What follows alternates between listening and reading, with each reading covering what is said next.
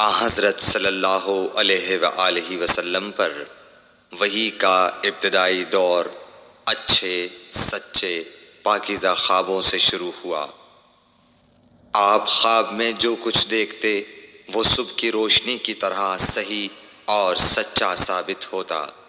پھر من جانب قدرت آپ تنہائی پسند ہو گئے اور آپ نے غار حرا میں خلوت نشینی اختیار فرمائی اور کئی دن اور رات وہاں مسلسل عبادت اور یاد الہی و ذکر میں مشغول رہنے لگے۔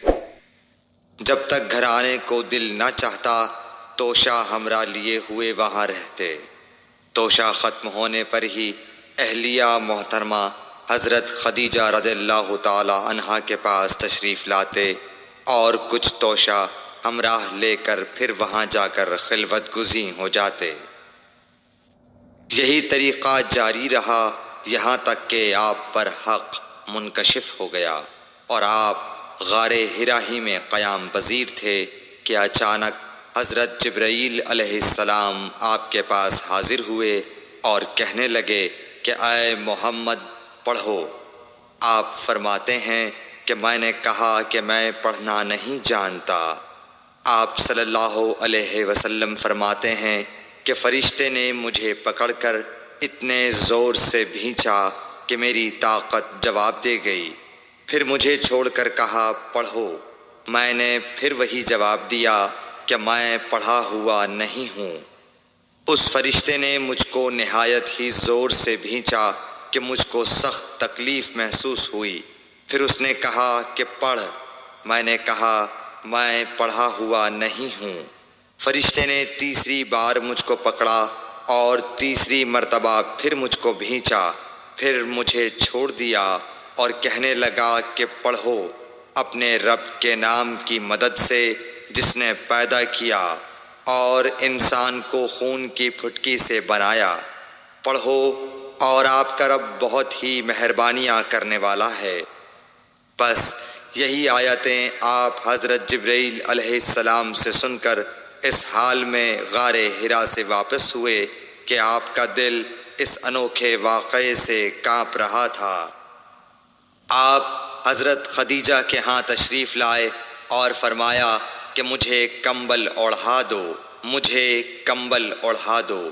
لوگوں نے آپ کو کمبل اوڑھا دیا۔ جب آپ کا ڈر جاتا رہا تو آپ نے اپنی زوجہ محترمہ حضرت خدیجہ رضی اللہ تعالی عنہا کو تفصیل کے ساتھ یہ واقعہ سنایا اور فرمانے لگے کہ مجھ کو اب اپنی جان کا خوف ہو گیا ہے۔ آپ کی اہلیہ محترمہ حضرت خدیجہ رضی اللہ تعالی عنہا نے آپ کی ڈھارس بندھائی اور کہا کہ آپ کا خیال صحیح نہیں ہے۔ اللہ کی قسم آپ کو اللہ کبھی رسوا نہیں کرے گا۔ آپ تو اخلاق فاضلہ کے مالک ہیں۔ آپ تو کنبہ پرور ہیں، بے کسوں کا بوجھ اپنے سر پر رکھتے ہیں، مفلسوں کے لیے آپ کماتے ہیں، مہمان نوازی میں آپ بے مثال ہیں اور مشکل وقت میں آپ امر حق کا ساتھ دیتے ہیں۔ ایسے اوصاف حسنہ والا انسان یوں بے وقت ذلت و خواری کی موت نہیں پا سکتا۔ پھر مزید تسلی کے لیے حضرت خدیجہ رضی اللہ تعالی عنہا آپ کو ورقہ بن نوفل کے پاس لے گئیں جو ان کے چچا زاد بھائی تھے اور زمانہ جاہلیت میں نصرانی مذہب اختیار کر چکے تھے اور عبرانی زبان کے کاتب تھے۔ چنانچہ انجیل کو بھی حسب منشائے خداوندی عبرانی زبان میں لکھا کرتے تھے۔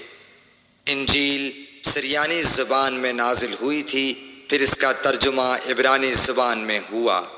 ورقہ اسی کو لکھتے تھے۔ وہ بہت بوڑھے ہو گئے تھے، یہاں تک کہ ان کی بینائی بھی رخصت ہو چکی تھی۔ حضرت خدیجہ رضی اللہ تعالی عنہا نے ان کے سامنے آپ کے حالات بیان کیے اور کہا کہ اے چچا زاد بھائی، اپنے بھتیجے محمد صلی اللہ علیہ وسلم کی زبانی ذرا ان کی کیفیت سن لیجئے۔ وہ بولے کہ بھتیجے آپ نے جو کچھ دیکھا ہے اس کی تفصیل سناؤ۔ چنانچہ آپ صلی اللہ علیہ وآلہ وسلم نے از اول تا آخر پورا واقعہ سنایا، جسے سن کر ورقہ بے اختیار ہو کر بول اٹھے کہ یہ تو وہی ناموس معزز رازدان فرشتہ ہے جسے اللہ نے حضرت موسیٰ علیہ السلام پر وحی دے کر بھیجا تھا۔ کاش میں آپ کے اس عہد نبوت کے شروع ہونے پر جواں عمر ہوتا، کاش میں اس وقت تک زندہ رہتا جب کہ آپ کی قوم آپ کو اس شہر سے نکال دے گی۔ رسول کریم صلی اللہ علیہ وآلہ وسلم نے یہ سن کر تعجب سے پوچھا کہ کیا وہ لوگ مجھ کو نکال دیں گے، حالانکہ میں تو ان میں صادق و امین و مقبول ہوں۔ ورقہ بولا، ہاں یہ سب کچھ سچ ہے، مگر جو شخص بھی آپ کی طرح امر حق لے کر آیا لوگ اس کے دشمن ہی ہو گئے ہیں۔ اگر مجھے آپ کی نبوت کا وہ زمانہ مل جائے تو میں آپ کی پوری مدد کروں گا، مگر ورقہ کچھ دنوں کے بعد انتقال کر گئے، پھر کچھ عرصے تک وحی کی آمد موقوف رہی۔ صحیح بخاری حدیث نمبر 3۔